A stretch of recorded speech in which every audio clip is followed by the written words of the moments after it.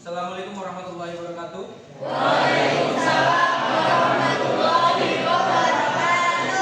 Baik, sebelum kita mulai perkuliahan hari ini, marilah kita berdoa bersama masing-masing. Berdoa mulai.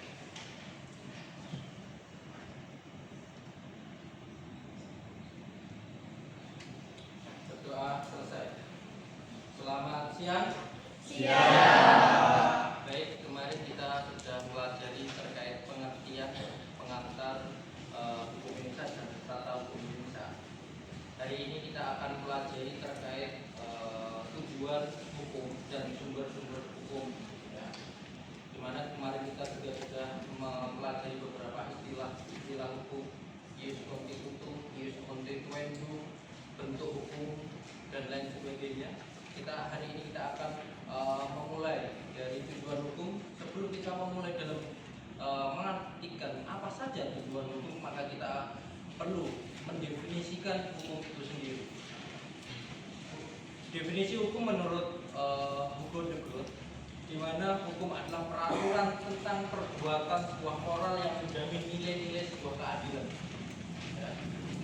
Yang kedua, menurut Rudolf Polgering, dia mengatakan bahwa hukum adalah keseluruhan kaidah yang memaksa dan berlaku dalam sebuah negara. Yang ketiga, Willy Freud, dia mengatakan bahwa makna dari hukum adalah aturan tata tertib masyarakat yang didasarkan atas kekuasaan yang ada pada masyarakat. Sehingga di dalam hal ini ada 3 makna dari para ahli hukum yang ternama. Hugo de Groot, Rudolf Polgering, Willy Freud, dia mengatakan bahwa yang intinya adalah sebuah keadilan. Sehingga dapat saya simpulkan di sini adalah hukum adalah sebuah aturan atau sebuah norma atau sebuah kaidah hukum yang mana itu bersifat mengikat, memaksa, yang menjamin di mana itu nilai-nilai sebuah keadilan yang berlaku dalam sebuah negara. Sehingga inti dalam sebuah hukum itu adalah untuk menciptakan sebuah keadilan. Keadilan itu masuk di dalam sebuah tujuan hukum. Gustav Redbrook, dia mengatakan bahwa ada 3 tujuan hukum. Yang pertama adalah sebuah keadilan, yang kedua adalah kepastian hukum, dan yang ketiga adalah kemanfaatan. Di mana keadilan itu bisa tercapai dikarenakan supporting dari kepastian dan kemanfaatan untuk mewujudkan sebuah keadilan itu sendiri. Sehingga tidak ada yang mana kemanfaatan, kepastian hukum dan keadilan hukum itu berjalan secara masing-masing. Tidak bisa. Jadi kepastian itu harus berjalan secara koheren, berjalan berdampingan untuk mendukung sebuah terciptanya sebuah keadilan. Sehingga di mana hal ini sumber hukum adalah apa yang perlu kalian ketahui. Apa itu sumber hukum? Apa itu sumber hukum? Ada yang tahu? Apa itu sumber? Oke. Asal mula hukum. Asal mula hukum. Oke. Asal mula dari mana hukum itu diambil? Asal mula di mana hukum itu diambil. Baik. Memang betul. Makna dari sumber hukum adalah asal muasal di mana hukum itu didapatkan. Sehingga ada seorang ahli hukum, dia mengatakan bahwa segala sesuatu yang menimbulkan aturan-aturan yang mempunyai kekuatan yang bersifat memaksa, yakni aturan-aturan yang kalau dilanggar mengakibatkan timbulnya sanksi yang tegas dan nyata. Sehingga di mana ini kita bisa mengambil dari sumber hukum. Nah, sumber hukum itu ada berapa? Ada 5 ini. Di mana ada perundang-undangan, jurisprudensi, traktat, kebiasaan, dan doktrin. Ketika nanti kalian semua menjadi lulus sarjana hukum, menjadi seorang pakar-pakar hukum, menjadi seorang polisi, kejaksaan, advokat, hakim, dan lain sebagainya, maka kalian harus berlandasan dalam aspek ini untuk membentuk terwujudnya sebuah tujuan hukum itu sendiri. Kalian harus gali dimulai dari peraturan yang berlaku, perundang-undangan. Apakah ada aturan yang mengatur ini? Yang kedua, apakah ada jurisprudensi, putusan hukum yang terdahulu? Apakah ada traktat, sebuah perjanjian, kebiasaan dan doktrin? Kita akan mencoba untuk mengulik dari satu persatu dari sumber hukum itu sendiri. Yang pertama, peraturan undang-undang, yaitu undang-undang itu sendiri. Undang-undang adalah sebuah peraturan atau norma atau kaidah hukum perundang-undangan yang dibentuk oleh Dewan Perwakilan Rakyat dengan persetujuan bersama Presiden. Siapa yang membentuk undang-undang? DPR dan Presiden. Itulah kewenangannya. Yang memang di dalam Indonesia yang membentuk undang-undang adalah DPR dan Presiden. Secara bersama sepakat. Kami Rusli dia mengatakan dalam pengantar hukumnya, ilmu hukumnya, bahwa mengatakan undang-undang adalah peraturan negara yang memiliki kekuatan hukum yang mengikat. Jadi hukum adalah sebuah peraturan yang sifatnya mengikat, memaksa. Tetapi di dalam suatu aturan norma atau undang-undang itu sendiri ada 4 aspek yang kalian harus ketahui. Yang pertama adalah perintah. Yang kedua adalah larangan. Yang ketiga adalah izin. Yang keempat adalah dispensasi. Yang terakhir adalah sanksi. Di dalam sebuah aturan, sebuah undang-undang ada 5 unsur ini. Ketika ada perintah, maka pasti di situ ada izin. Jika di situ ada larangan, maka di situ pasti ada dispensasi. Ketika melanggar, maka timbullah sanksi. Jadi 5 unsur ini harus ada di dalam sebuah aturan, ya. Oke. Kita lanjut. Di dalam undang-undang itu bisa menjadi sifatnya mengikat. Itu harus apa? Diundangkan. Undang-undang itu tidak bisa bersifat mengikat dan memaksa ketika undang-undang itu tidak diundangkan. Di mana proses pengundangkannya? Di lembaran negara. Siapa yang melaksanakan untuk mengundangkan lembaran negara? Yaitu siapa? Menteri yang menyelenggarakan urusan pemerintah di bidang hukum. Yang kalau sekretaris itu pada Undang-Undang Nomor 10 tahun 10 tahun 2004 ya. Tapi kalau yang Undang-Undang Nomor 12 tahun 2011 ini adalah yang dilaksanakan oleh menteri yang menyelenggarakan urusan pemerintahan di dalam bidang hukum. Kayak terus asas dari undang-undang itu adalah fikti hukum. Apa makna dari fikti hukum? Fikti hukum yang mana artinya adalah setiap orang dianggap telah mengetahui adanya suatu undang-undang yang telah diundangkan. Jadi ketika kalian ini saat ini proses DPR dan eksekutif yang sedang merancang undang-undang dan menyepakati sebuah undang-undang terkait aset atau undang-undang apa, itu kalian sudah dianggap tahu bahwa undang-undang ini berlaku walaupun kalian tidak mengikuti dalam prosesnya. Tapi ketika itu diundangkan dan diundangkan di lembaran negara, maka seketika itulah kalian dianggap tahu walaupun tidak tahu. Seorang petani, seorang pedagang, nelayan, seorang dosen dan lain sebagainya dianggap tahu. Karena apa? Ada asas fikti hukum. Setiap orang dianggap telah mengetahui, dipukul rata.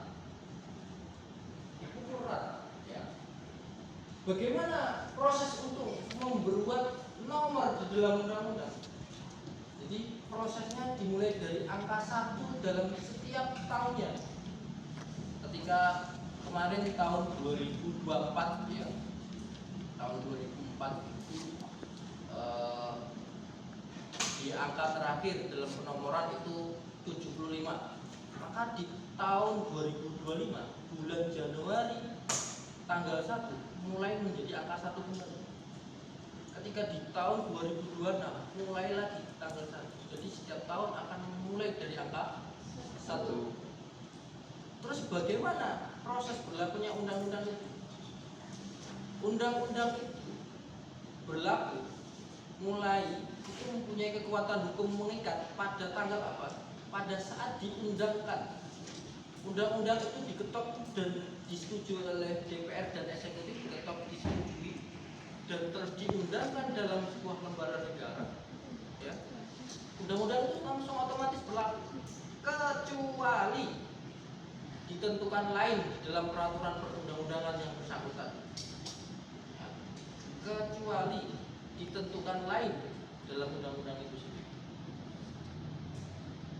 Terus ada asas-asas peraturan perundang-undangan. Apa saja asas-asasnya? Ada yang tahu? Ada yang tahu? Ini adalah asas-asasnya, ya. 1. Undang-undang itu tidak berlaku surut. Jadi ketika undang-undang itu ditentukan saat itu, maka tidak bisa undang-undang itu berlaku ke belakang, berlaku surut. Undang-undang itu akan berlaku ke depan. Contohnya adalah tindak pidana terorisme. Pada saat dulu itu adalah belum adanya undang-undang terorisme. Ketika ditentukan bahwa ini termasuk terorisme, maka aturan-aturan atau tindakan-tindakan terorisme yang di belakang tidak bisa. Jadi aturan itu digunakan untuk ke depan. Bisa dipahami? Bisa. Ada pertanyaan? Tidak? Oke, saya lanjut. Asas yang kedua, presumptio iuris et jure. Setiap orang dianggap tahu hukumnya. Semua orang dianggap melek loh, tahu aturan yang selalu yang diundangkan dalam lembaran negara, semua orang dianggap tahu tanpa terkecuali, dipukul rata, semua dianggap tahu, siapapun, ya.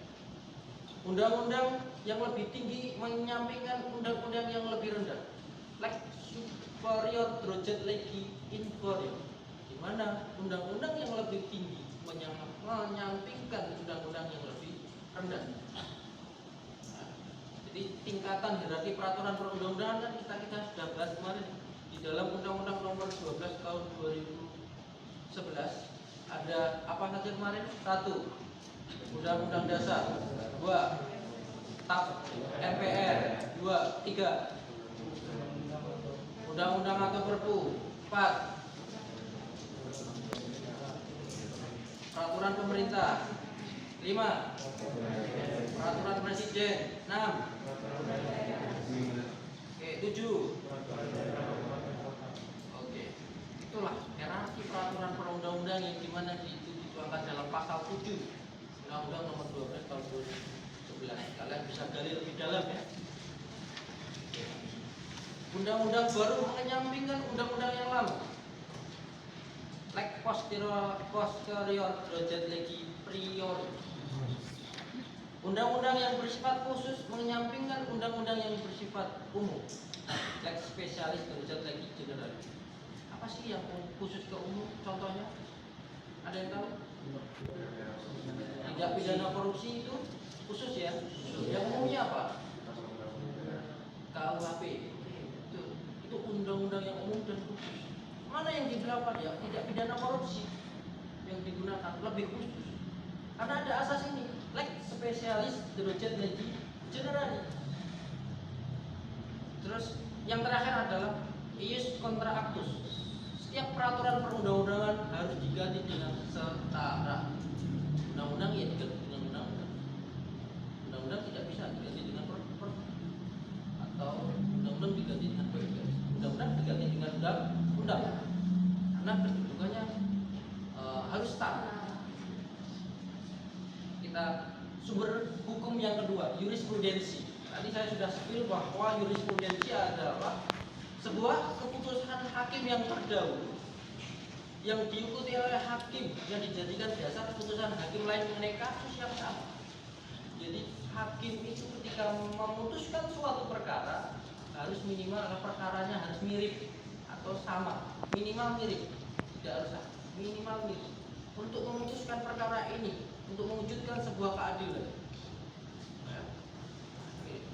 Dalam bahasa Belandanya jurispruden, Perancisnya jurispruden. Ya. Di dalam bahasa Belanda jurispruden. Kalau dalam bahasa Perancisnya jurispruden. Terus alasan mengapa seorang hakim mengikuti keputusan hakim yang lain? Mengapa? 1.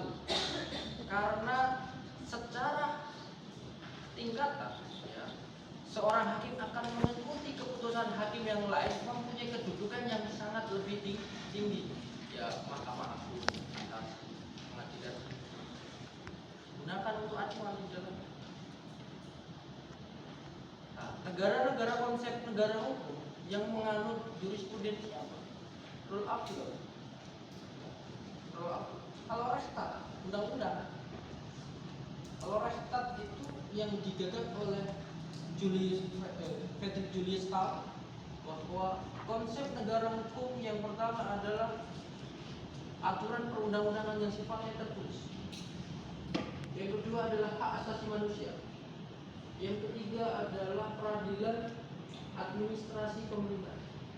Sedangkan Hice dia menganut dalam konsep negara hukum rule of law, ya. Jadi ada supremasi hukum, kekuatan hukum tertinggi yang mana jurisprudensi. Yang kedua adalah hak asasi manusia. Yang ketiga adalah equality before the law. Apa itu equality before the law? Semua sama ada hukum.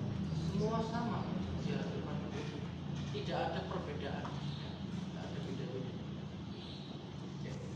Yang kedua, alasan praktis, praktis lah melihat acuan di atasnya. Oh, ternyata hakim yang lebih tinggi itu tinggalnya seperti ini. Tinggal, oh saya sependapat atau sependapat, ya, sealiran, gitu, cocok dengan apa yang diputuskan itu. Tapi ketika kalian menjadi seorang hakim, ternyata sumber hukum yang kedua ini tidak merasa membuat sebuah terwujudnya sebuah keadilan, maka bisa kita lanjut, yaitu traktat, ya. Traktat. Traktat. Apa itu traktat? Traktat adalah sebuah perjanjian yang mana diadakan secara bilateral atau multilateral. Bilateral itu perjanjian. Kalau multilateral Lebih dari dua. Traktat itu dibuat oleh siapa? Persetujuan DPR. Suatu traktat berlaku mengikat didasarkan pada suatu asas fakta sum servanda. Gimana? Apa artinya? Setiap perjanjian itu mengikat untuk para pihak dan harus ditaati dengan itikat baik. Jadi ketika melakukan sebuah perjanjian ada asas itu namanya fakta sum servanda, di mana orang-orang yang melakukan perikatan seperti saya dengan Mas Niklas. Ketika saya melakukan suatu perjanjian dengan Mas Niklas, saya harus menggunakan asas fakta servanda itu, bahwa setiap perjanjian yang sudah kita sepakati ini mengikat terhadap saya dan Mas Niklas, saudara Niklas. Karena dan kita harus satu, mana nanti yang sudah kita sepakati bersama ini. Perjanjian ini kalau di dalam KUHP kita melihat di pasal berapa? Pasal 1320. Ada 4 syarat, yaitu syarat subjektif, syarat objektif. Syarat subjektifnya apa? 1, adanya kesepakatan. Ya. Yang kedua ada apa? Kesepakatan, persetujuan. Keduanya terkait apa? Ada yang tahu? Gak ada yang tahu. Syarat subjektif.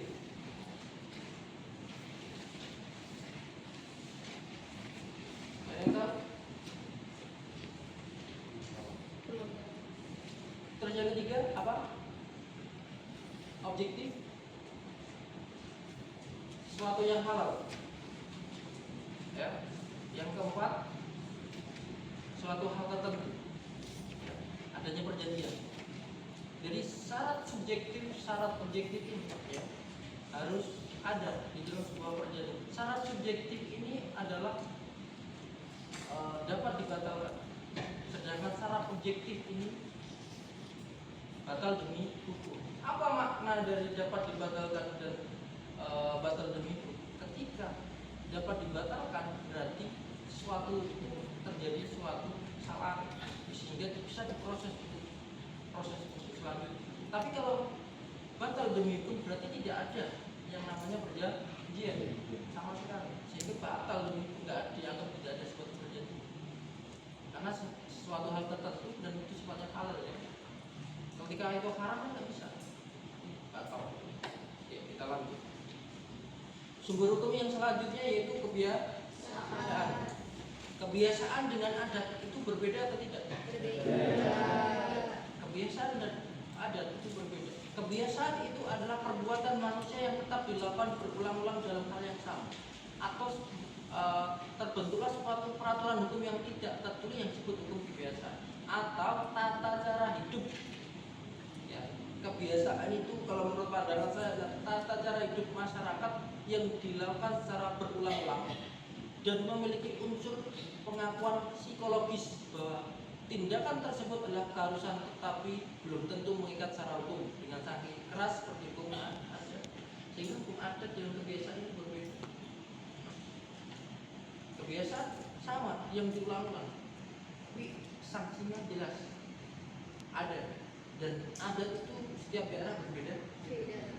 Sedangkan kebiasaan adalah aturan tata cara hidup sebuah masyarakat. Kebiasaan yang diulang-ulang. Terkadang ada sanksi dan terkadang tidak ada. Terakhir apa? Sumber hukum. Doktrin. Apa itu doktrin? Oke, Mas. Menurut saya doktrin itu adalah pencucian otak atau mengikuti dia gitu. Oke. Ada yang lain? Oke. Bumi. Para sarjana hukum yang memiliki kekuasaan dan memiliki pengaruh dalam mengambil keputusan. Pendapat hukum adalah pendapat para ahli yang mana dia ahli dalam bidang itu sendiri, dan hakim atau kejaksaan atau kepolisian mengambil sebagai ahli dalam bidang itu sendiri untuk menyelesaikan suatu permasalahan, sehingga digunakan untuk sebagai pengaruh dalam mengambil sebuah keputusan hakim. Ketika kalian menjadi seorang hakim dalam memutuskan sebuah perkara, kalian harus menggali dari 5 sumber ini. Kalian harus mencari dulu, jangan sampai engkau hanya cukup undang-undang saja yang kalian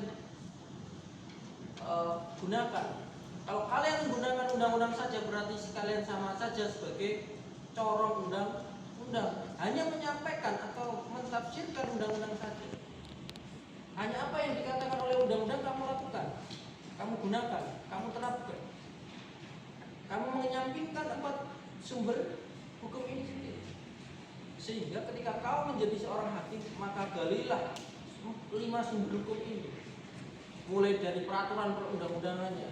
Ketika masih belum yakin untuk menciptakan sebuah keadilan, jurisprudensi, masih belum traktat, kebiasaan, dan terakhir ada doktrin, pendapat dari para ahli,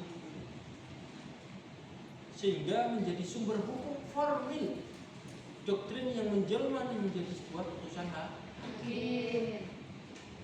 Seperti itu. Oke, ada pertanyaan sampai di sini? Yuk, ada pertanyaan dari sumber hukum? Jadi sumber hukum ini diterapkan untuk menciptakan sebuah keadilan. Walaupun Aristoteles dia mengatakan bahwa untuk menciptakan sebuah keadilan tertinggi, maka terjadilah ketidakadilan tertinggi. Tapi tujuan dari dibentuknya sebuah hukum adalah keadilan, kepastian, dan kemanfaatan. Gak ada pertanyaan? Oke. Mas siapa? Yang baju hijau, coba. Saya, Pak. Sumber hukum tadi ada berapa? Ada 5, Pak. Apa saja? Perundang-undangan, jurisprudensi, rapat, kebiasaan, dan juga doktrin. Oke. Apa yang kamu ketahui Mas, yang paling depan Mas Niklas, yang kamu ketahui terkait dari peraturan perundang-undangan itu, Mas? Jadi peraturan perundang-undangan itu sebuah norma juridis atau norma tertulis yang dibuat, dirancang oleh DPR maupun eksekutif yang melakukan itu memberikan sebuah persetujuan bersama disahkan oleh Presiden dan diundangkan oleh Kementerian Hukum dan Ham. Oke, makasih ya. Berhubung saya menganggap bahwa kalian sudah paham ya dengan apa yang sudah saya sampaikan, dan kalian juga tidak ada pertanyaan, dan saya sudah melontarkan beberapa pertanyaan, kalian sudah bisa menjawab. Saya kira kalian sudah bisa memahami atas apa yang di perkuliahan hari ini. Di perkuliahan hari ini kita akan mempelajari tujuan dan sumber hukum ini digunakan untuk implementasi ke depan ketika kalian menjadi seorang pakar hukum. Ya.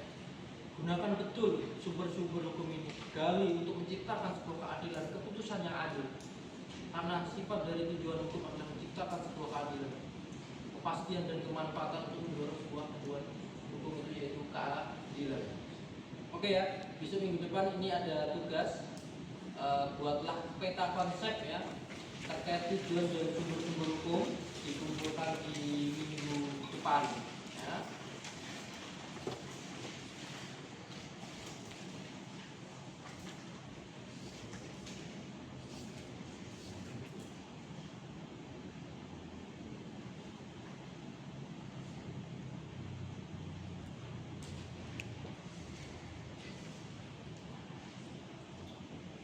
Oke, hari ini saya coba untuk absen kalian ya.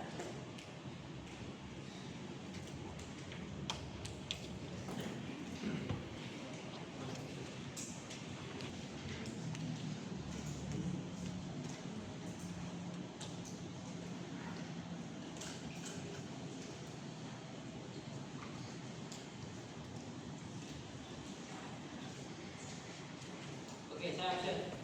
Kalau ini Rusniawara, Diki, Bagus, Zahrodul, Hadir Pak. Aprilia, Hadir Pak. Guntur, Valentino, Nabila, Hadir. Siti, Hadir Pak. Himawan, Niken, Hadir Pak. Anissa, Hadir. Bumi, Marcel, Yuda, Niklas, Nur, Raffi Kansa, Dia, Hadir. Wildani, Joseph, Hadir. Putri, Hadir Pak. Naufal, Pandia, Amanda, Hadir Pak. Fajar, William, Salis, Hadir Pak. Afira, Angelina, Hadir Pak. Afifah, Hadir Pak. Hafiz, Naswa, Hadir. Arya, Stephen, Alfred, Nirina, nggak ada. Sally, Hadir Pak. Lintang, Albert, Hadir. Yasmita, Hadir. Gibril, Hadir Pak. Cinta, Hadir Pak. Salsabila, Hadir. Dani, Alina, Leo, Ripka, Hadir Pak. Indra. Oke.